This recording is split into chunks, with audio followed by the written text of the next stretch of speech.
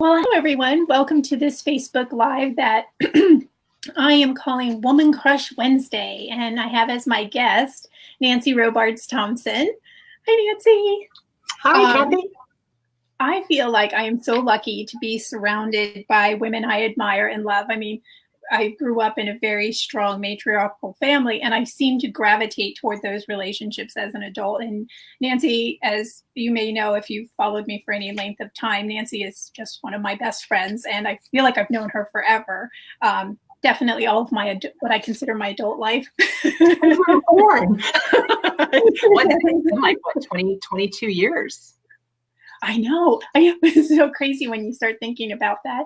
I mean, especially since we're only 28. So, you know. Well, I'm 22. You're my older friend. Right.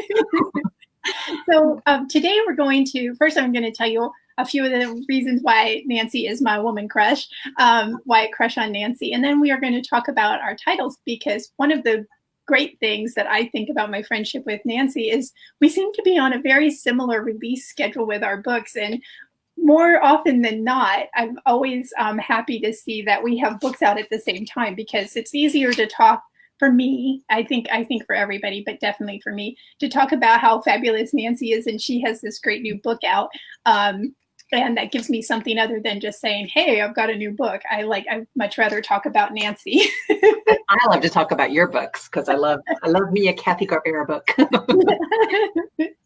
So I'm just going to kick it off with some of the things I like about Nancy. One of the things is, if you are ever lucky enough to meet Nancy in person and have a conversation with her, you will feel like you are the center of the universe. Nancy has this ability to just really focus on you and listen to whatever it is you're saying. And sometimes I'm talking about some completely crazy stuff. And Nancy always makes me feel like validated. It doesn't matter if I'm saying like, oh, I bought these orange flip-flops and they make a loud noise when I'm walking down the hall. And Nancy will be like, yes, you know, like really like she's listening. But they're a really pretty color of orange. Yeah. And, you know, that's such a valuable thing. And I think that especially today, because everybody's on their phone, or usually when we're talking, we're at a writer event or something. And what usually ends up happening when I'm having a conversation with someone, they're looking for someone else that they want to meet or seeing who's going by. But Nancy is like so focused on you, and it just is such a special feeling. And I just really love that. It's one of the things I value about Nancy. You're welcome. And then another thing that I really liked about Nancy is that she's like a very fabulous artist, which you may or may not know. She's really good. And I love art. I'm not a good artist, but Nancy is that person that I can always talk to about arty things. One time we took a class a long time ago online where it was all about the Impressionists. And I remember Pissarro. We were discussing the different paintings and the techniques. And it was just like, Nancy gives me a chance to do that arty part of myself. And I don't feel like I don't have to be good at art, but I can do this. And I really, really enjoy it. And we collaborated on an art journal workshop, which that's another thing I really like. It seems like I don't want to say we're in sync, but we seem to be interested in the same things, which adds a certain depth to our friendship. Yeah. So I love that. And then I have, thank you. I do too. And I have being able to share it with you. Then I'm going to only one last thing. I mean, I have tons. I could go on all day talking about Nancy, because honestly, she's one of my favorite people. But one of the things I really admire about her is the lush way that she tells a story. I always feel like when I'm personally writing a story, I feel like I'm in like a sports car and I'm in the fast lane and I'm driving as fast as I can. And then I pick up Nancy's books and the pacing is so it's good. It's such a perfect way to tell a story. And I love reading it and watching it unfold. And I kind of just like am like wrapping myself like in a hug from Nancy whenever I read her book. And so I just really love that. And that's why I'm so excited today to have Nancy here to tell us about her latest book, which is A Fortune. You think I would know the title? A Fortunate Arrangement. A Fortunate Arrangement. So I'm going to stop telling you all the things I love about Nancy and let her tell us a little bit about her latest release, A Fortunate Arrangement. Thank you, Kathy. Thank you. But first, I just wanted to say, I value our friendship so much. We have been friends for so long, and you are such an inspiration to me. I remember the day that I met you. I'll never forget the day that I met you. And ever since the day, I've always looked up to you. I've looked up to you, but I also feel that you are just such a great, genuine person that we connect on, we connect on so many levels, like you said. So thank you. But thank you for everything that you said. That was very sweet of you.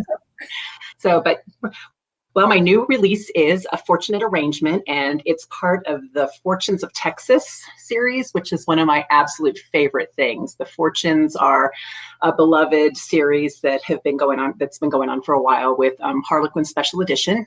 And this one is part of the 2019 series. It's book 5 in the 2019 series, The Fortunes of Texas, The Lost Fortunes. And it was just such fun to write, and we'll talk about that, I think, in just a little while. But basically, it's an office romance, which was an interesting endeavor to take in this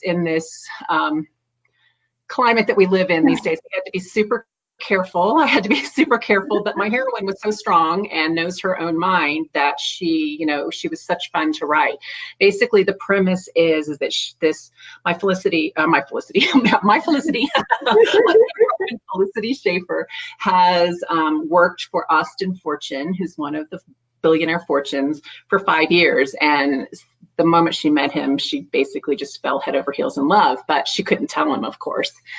And she's the perfect assistant. She knows him better than he knows himself, and she can anticipate basically his every need, and she plays gatekeeper for him, but she can't. She just thinks it would be highly inappropriate to reveal her feelings, of course. And one of the main reasons is because Austin suffered a very bad breakup. He was married. He married a woman who was extremely wrong for him. Basically somebody who sought him out because of his money and his family connections. And so he's guarded. So basically he considers work his wife now, which is interesting because Felicity is also right there in front of his face. So it was such a fun, just really tender book, I think, to write, and as to watching their relationship unfold, because of course she's graduating with a higher degree. She's worked very hard to get her master's degree, and so now when the book starts, she has this awakening that I can't be somebody's personal assistant for the rest of my life, basically. So, especially if he doesn't even really know I exist beyond work, I need to get on with my life. So that's it in a nutshell. Oh my gosh, that is, I'm not even pretending, I'm not lying or anything. Office romance, that is my favorite trope. And I know it's so inappropriate, especially in like our climate today, but those are my favorite. I mean, pretty much, I think most people meet, well, I don't know, I don't want to say that. I like when you meet your significant other at work. I think that's a good place to meet them, but it is awkward because you have to work there. And if it doesn't. You have to be professional, but we spend, I think if, people who work in an office spend so much of their life in the office and so much time with the people that you work with. If a person is single and two people are single and they meet, and it's kind of like a bonus. But they do tread that fine line of of what's appropriate and what's not. So I know I've written a lot of office romances, and it's always like is this something I always have to make it very clear. I'm not going to fire you if you won't go out with me. I'm not saying your job depends on if you sleep with me or not. Do we need to go to HR? Like those kinds of things. Do we need to sign a form? Or a romance? I have a waiver. Would you sign it? That's so romantic. Yeah, right. Exactly. That's like the office version of the prenup. So, well, I don't know how familiar everybody is with continuities, and I know that because I've written a few too, that you work with other authors and in the series, and you each get your own story. Do you want to talk a little bit about that? That's not a question I thought I was going to ask, but no, that's fine. That's fine. That's one of my favorite parts actually of doing the Fortunes is the women that I work with. Special Edition has some of the loveliest authors, and just we all work together so well.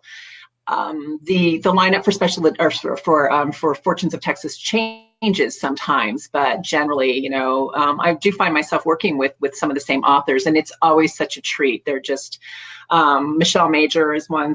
Stella Bagwell, oh my goodness, I'm just trying to think here. Allison Lee, and we just Judy Duarte, and it's just a treat. It's like a reunion. Even though we can talk to each other, of course, but this gives us a chance to collaborate, because we have to, and we're working now on. I'm part of the Fortunes 2020, which will be the Fortunes next year, which I'm so excited about, and we're working on we have a thread that runs through, because even though each of the books stands alone, so if you've never read a Fortunes book, it's just know that you can pick up any of them. It's you get a sort of an added bonus if you pick up the first one and read the book that's released in January and read it through, and then the final one of the season would be released in June. So mine's a May book, so mine's the 5th.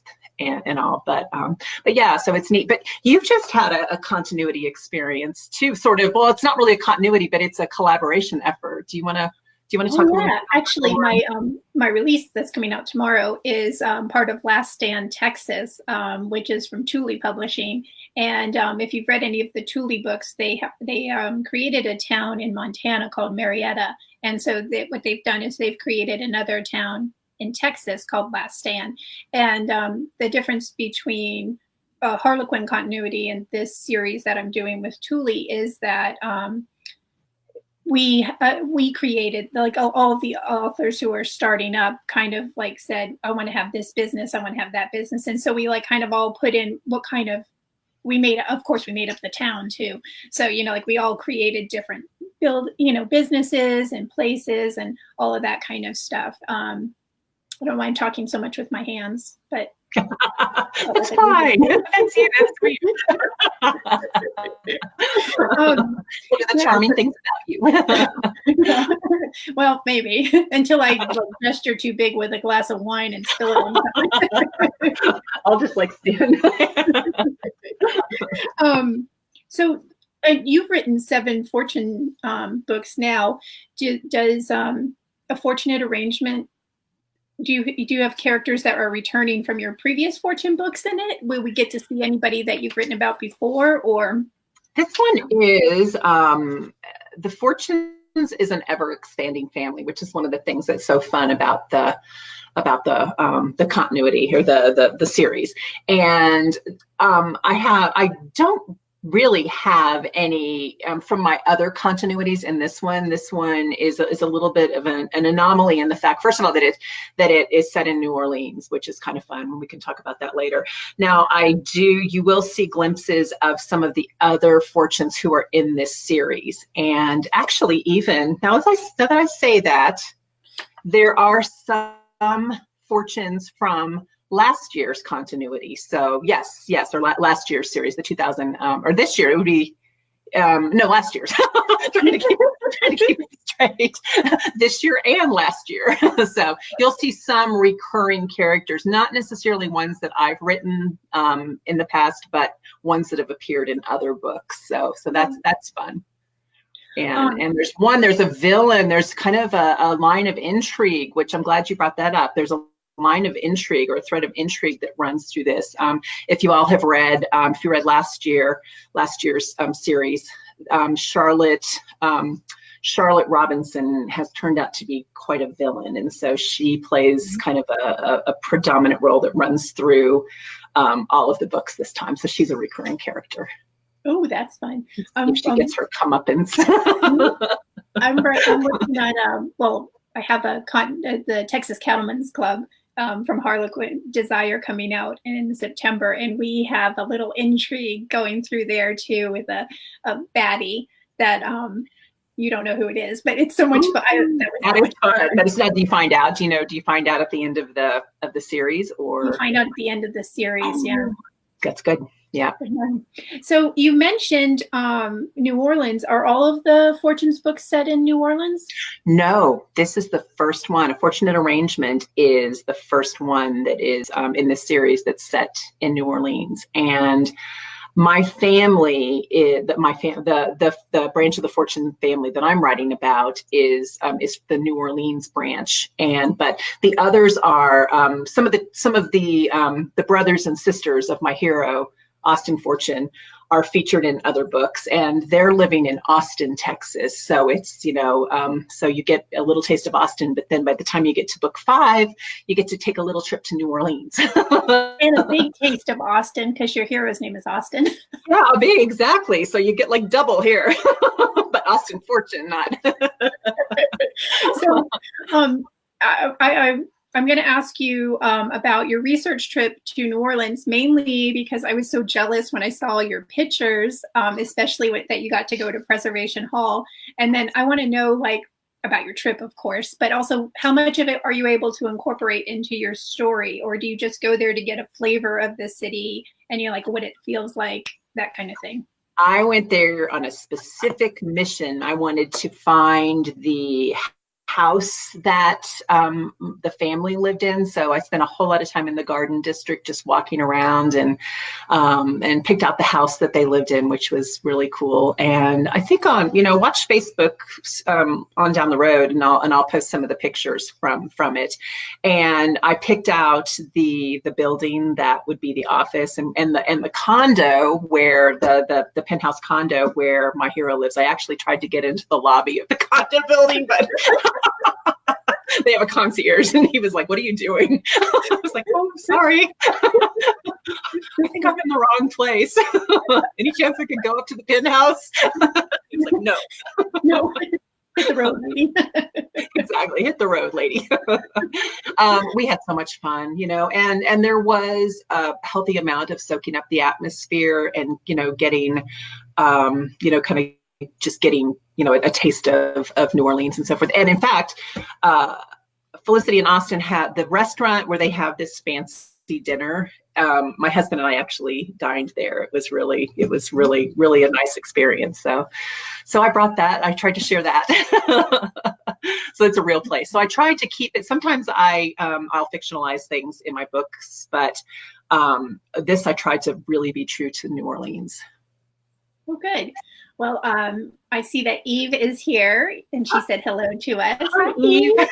And Tracy is here as well. Hi, Tracy. Good to see you. Hey. If anyone has any questions for Nancy on her title, A Fortunate Arrangement, please feel free to ask. I just had so much to say. I think I haven't been online in a while. Some of you may have. I guess I had bottled up a bunch of stuff to say about Nancy. We've been good, and we've been working, haven't we? We've been working hard. But can you, Kathy, while I have you here, because I'm excited about your Last Stand book, the series and so forth. But can you tell me about your book, like what it's about? It's a reunion love story. I should say I'm like really nosy about other people's business, and so you're a writer. It's research. Thank God I'm a writer, because otherwise I would just be like this really nosy person. Anyway, Eve has a question for you, but I'll just real quick finish talking about this real quick. So I like the idea of these. I like the idea of these kids who find out that they have like a famous parent at some point in their life, and are not confused, but like how that conflicts them, because you grew up for a big chunk of your life not thinking you were one person, and then all of a sudden you realize you are someone else. So that's what I kind of started with, the gem of the idea for my book. So safe driving. That would really be traumatic. That would be, seriously. I mean, thinking, growing up thinking that you had one life, and this was, but then finding out, wow, nope. I know. Well, and then so much, especially with this book, because my heroine has 2 sisters, and I have 2 sisters, and we were really close in age, and people used to like refer to us as the Smith girls all of the time. So a big part of my identity is being a Smith girl. And I thought, with my heroine, what if she found out that she's not really a Smith girl? Smith girl. Could you imagine if that was taken? I mean, I guess you'd have to process it. You know what I mean? So, but I did want to ask. Can I ask you one more question, just about your book while I've got you here? But I know you have a really great relationship with your mom, and I think that's, I've met your mom, and she's just fabulous. You know, I love your mom. Thank you. But I know that your heroine, because of what you were just talking about, does not have a great relationship with her mom. How did you write that? What did you draw on for inspiration, since your relationship is so good with your mom? Um, well, you know what? I thought about how hard that is. I mean, I know I'm close to my daughter, and Nancy, I know you're close to your daughter as well. And so that mother-daughter relationship is just such a strong one. And I thought, if there has to be a real reason for there to be a break in it, and that lack of trust. And it's like, she still loves her mom, obviously. She loves her a lot, but she just can't forgive that, because it's not like when she learned who her dad was, she got a better family or a different, like another family. She just lost something. She didn't gain anything by getting this knowledge. And because she was young, like I said, it's the reunion romance. So this takes place 10 years after that, because she was 16. So, like, she just didn't process it well. And she just has never had any closure. She left home, and she's talked to her parents over the years, but she hasn't come back, and she has never dealt with it. She just doesn't want to. And so now she finally has to. But I just thought about how hard it would be for me if there was something between me and my mom that I couldn't get past. And even though I know that I should get past it, you know how it is. That would be hard. You should let go of things, and you're just like, stubbornly not. Because to maintain even the best of relationships are, you have to work through things, sometimes if there are issues, because if you bottle them up, then they will explode eventually. So, and don't you think too that having such a good relationship with your mom, that might be like one of the worst conflicts, or flaws, is that the right word to say, that you could actually put in, or challenges that you could face, that you could have a heroine face, because it's it's like you kind of put yourself in that. Even though our books are fiction and not autobiographical, that's what you kind of put a little bit of yourself, like, how would I feel in this situation? Oh no, yeah, definitely. And I do think it is the worst, because I mean, like you said that you've met my mom and you like her, and I always thought that everybody had great mom and dad. Everybody had these great families. And it was only as I got older and I heard other people talking about their parent relationships and all of that, and I realized how lucky I truly am to have been born into the family I was born into. Exactly. So, and I too, I am so blessed. Unfortunately, my mom is no longer living, but she and I were very close. She was a wonderful woman. But my dad and I are even, and my brothers too. My brothers and I are super close, but I guard that, you know what I mean? So there's inevitably, there are things that make you mad, or things that, it's like, why, like that, but you can't let it go. You just have to, you have to decide what's more important, to be right, or to have this, to be, of course, right. Stay there, I have to be right. We would want them to acknowledge we were right and still have the relationship. So Eve once asked Nancy, does a fortunate arrangement have characters from your last Fortunes books? I know you mentioned that Charlotte comes back. Yes.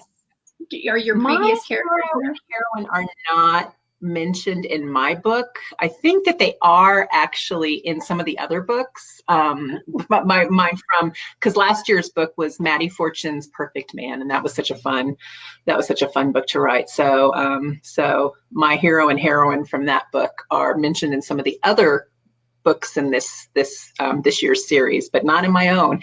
This one was kind of an outlier, you might say, just because it was, I had, my hero has a lot of, my heroine actually has a very small family. Her dad was not part of her life, and she's an only child, and she's very close to her mother. So she does not have and she was a brand new character to come onto the scene. Yeah. And really my hero was too, because he's part of this newly discovered branch of the Fortunes, the New Orleans Fortunes. So to answer your question, Eve, no, not in my book, but in some of the others. But I do have a couple of characters that have been in other people's books from last year's series. So we get to know everybody really well. Eve said that she loved that book. So, Oh, thank you. Thank you. So sweet. And then Eve asked about my hero, I guess because I probably made my book sound like it wasn't going to be very exciting. Your book is exciting. I'm kidding. Talk about our own books, you know. So. I know. So, my hero is my series is called Dangerous Delaney. So even though I was talking all about my heroine, the story is really about my hero. And he's a former NFL quarterback who got injured and came home to Last Stand and opened a tequila bottling company. His family are like the outlaws of Last Stand, and so he calls it Outlaw Tequila. He bought the old jail where like many of the Delaneys spent most of whenever they got incarcerated. Their second home, right? So it's like a fun thing, and like there's a spark between these two people. And for a long time, I wasn't a fan of reunion romances because I figure you tried it. This is just me being very practical. You tried it, it didn't work. Why would you try it again? But like the older I get, the more that I see the appeal of, like if you like there was something good there. There's a spark there. What was that spark, and were we just not ready? See, I love reunion romances. Yeah. I like them too now. Yeah. No, but I can see your point, though. I can see your point. Yeah, but it's so funny. Because when I started writing, I felt very, very mature, but I started writing when I was 23. So it was not quite as mature as I thought I was. Just not as many life experiences. No. And I didn't even realize because my family was so loving and supportive, like how great I didn't realize like everything I thought was a burden, or my hardship was not really a hardship. Yeah. Right, exactly. But the fact that you recognize that now, that's very, that shows character growth. Yeah. Character arc, right? Does anyone have any other questions for Nancy? Nancy, tell us about, while we're waiting to see if there's more questions, tell us about your next release, because I know you have a few more coming out this year. I have 2 later this year, and one of them is they're actually both the first books in new series that I'm doing. And I have one that comes out in October, and I'm super excited about all my books. It never gets old when you have a release, but this one is extra special because it's the very first cozy mystery that I'm writing and that I've written, and it's part of a 4-book series that I'm doing for Thule, and I had so much fun. Oh my gosh. I never realized that I could have this much fun writing. I mean, I love writing. I could never imagine myself doing anything else, but this one was just such fun. It was so different from everything that I've done. So if y'all are familiar with cozies, that they're, they're sweet. They're very sweet books, which was fun. But mine is, the best way I can describe it is, imagine take Gilmore Girls meets Murder, She Wrote. So it's about a mother and daughter who, the mom owns a bridal shop and the daughter is an event planner who works out of her mom's bridal shop in Hemlock, North Carolina. And the mom also is an aspiring cozy mystery writer. She's unpublished, and so she every morning writes 2 pages of her cozy mystery and then goes across the street and opens at the she writes it at the coffee shop across the street from her bridal shop, and then goes and opens the shop. But her daughter ends up being wrongly accused of the very first murder that ever happens in Hemlock, and the murder victim is her ex-boyfriend who is getting married, and she happens to be planning his wedding. So it's kind of a sticky mess. So my heroine, Maddie, the mother, decides if she has solved mysteries on the page that she can prove her daughter's innocence, and so she sets out to solve this not so cozy mystery that hits too close to home. So that was kind of a long way around saying it, but so that one's out in October. And then I'm also super excited because the first book in my Savannah Sisters series for special edition comes out in November. And that was another research trip that I took. I spent a week in Savannah and soaking up the sights and the sounds. And one of my brothers lives in Savannah, so that was a treat also to be able to spend some time with my brother. And but it's about an inn that's been in this family, an inn right across from Forsyth Park. That's the big park with the fountain, the famous fountain in Savannah. And the inn has been in this family for 6 generations. And there are 3 sisters, and each one, it's how the mother and the grandmother actually entice them to come home. So each book, there's 3 books in the series, and the first one is Elizabeth, and she's an art teacher, and we learn how she comes home and meets the love of her life. Actually, you know what? This is an enemies to friends, enemies to lovers story. So she thought that he was responsible for her being stood up at the altar. So, and then she ends up marrying him. So I love that. That sounds good. Yeah, thank you. What's next for you? Well, first, Eve wants to know about your hero, Nancy. She said, do you see a pattern here? Yes, we see the pattern. Eve loves the heroes. She doesn't, we can chat all day about our heroines, but she wants to know about those guys. About those guys, the hero, really. They're usually strong. Usually, let's see, sometimes they're reformed bad boys. I know the one in my Savannah Sisters is a reformed bad boy. I think my current release, The Fortunate Arrangement, is a Beauty and the Beast story. So he's very beastly, so he's like, tortured and so forth. And then in my cozy, there isn't a traditional hero because the focus in a cozy mystery isn't necessarily, there is a romance. I don't think I could write anything that didn't have a thread of romance, but he's the chief of police. So, so he's got, he's pretty strong. So he and Maddie butt heads, and because of course he's accusing her daughter of murder that she didn't commit. And she's just like, how dare you? Well, I pity the fool that ever accuses one of our daughters of anything. It's not only would it be like us, like protecting our daughters, it would be like the whole mama brigade, It would be. So I guess the common thread, I guess, in my heroes would be that they're strong, often tortured, oftentimes tortured men who are made better by the heroine. I love that.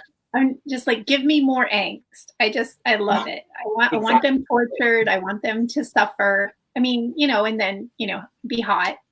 Yes. Have some hot scenes. Yeah, exactly. Well, and one of the things that's torturing my Jackson, who's the chief of police, is that he's a widow, and he was married to a woman who was also in law enforcement, and she was killed in the line of duty. So he's just, he's flirting with everybody, but not looking to settle down with anybody. And then Maddie is sort of in a limbo because she was married to a man in the Navy, and he has been missing and presumed dead, but they've never recovered his body. So, and it's been 8 years, and she still considers herself married, and she won't give up hope until it's absolutely proven that he's not. So we've got this flirtation going on, and you can see that they're so right for each other, but they each have reasons that they just can't commit. So we'll see where that relationship goes, and it'll unfold over the books, at least the 4 books, and then we'll see what happens afterwards. So. Oh, yeah, that'll be good. Yeah. Eve asked about my heroes. They're like, I want to say alpha, but they're not like the a-hole alpha. They're not like that. They're not, no, but they are very strong. They do know what they want. They're not one of those guys that's gonna, if she said, they're not gonna back down for anything. They'll always do what's right. They're not, I don't want to say tortured, but they've had failure and they've learned how to deal with it. Even though a lot of the heroes I write, especially for Desire, are very wealthy men, it doesn't mean that their life has been just smooth sailing. I like to take whatever it is that, Yeah, Eve, I love tortured heroes too. Yeah, I like to take whatever it is that, like is a big part of their life and then kind of like use that to enhance the torture. Because it's not, only another writer would understand that, it sounds bad, but like you don't want to make it too easy for them. We want to see them. That's why we fall in love, because we see that human side. We see beyond that, like the successful guy in the tux or in the tight pair of jeans, the cowboy, whatever your hero here, we see past that and we see what's going on behind the scenes, and we see how the struggles that they go through and the sacrifices that they'll make for the women they end up falling in love with. And I mean, God, that's what we all want. We want to see. Exactly. Because love isn't easy. I mean, it's not, even at its very best, it isn't easy. So you have to work at it.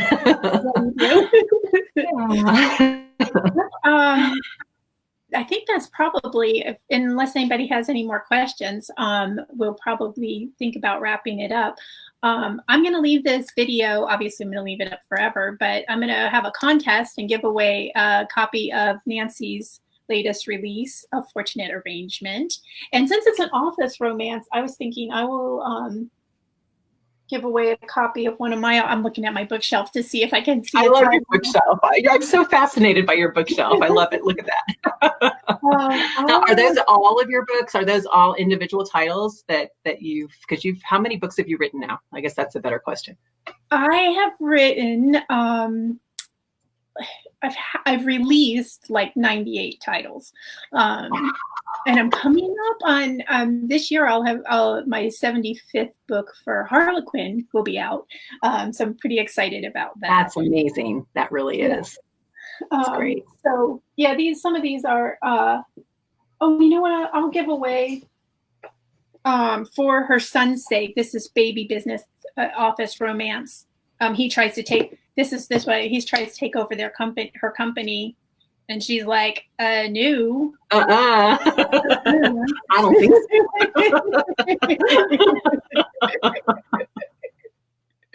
So I will, so all you have to do is like this video or leave us a comment and we'll try it. We'll check back and answer your comments. Not over the weekend because it's Easter and I'll be busy eating lots of chocolate starting on Sunday. Exactly. And I'll be eating other junk food over the weekend as well. It's junk food, exactly. So, yeah. What are your plans for Easter, Kathy? I'm so lucky that my kids are going to be here. So I have my my son and his girlfriend, and then my two stepkids, Josh and Tabby, are going to be here. And so yeah, in the UK you get off Good Friday and Easter Monday, so it's a 4-day weekend for everyone. Oh, that's fun. Yeah, that's great. That's nice. Yeah, really encourages families to get together.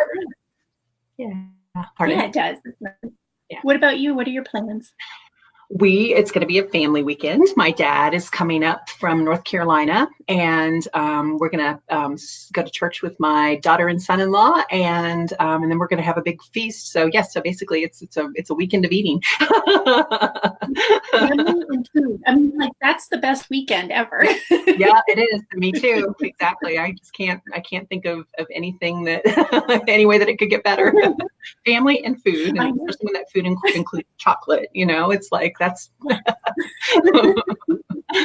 well, that's right.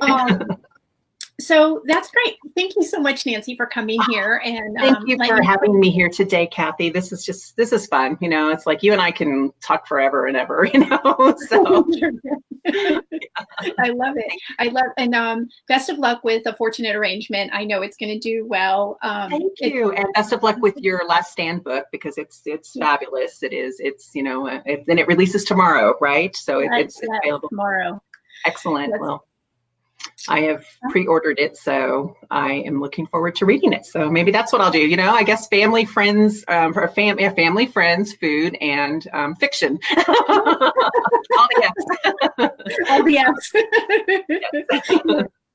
All right. So bye, everybody. Thank you for joining us today. Bye.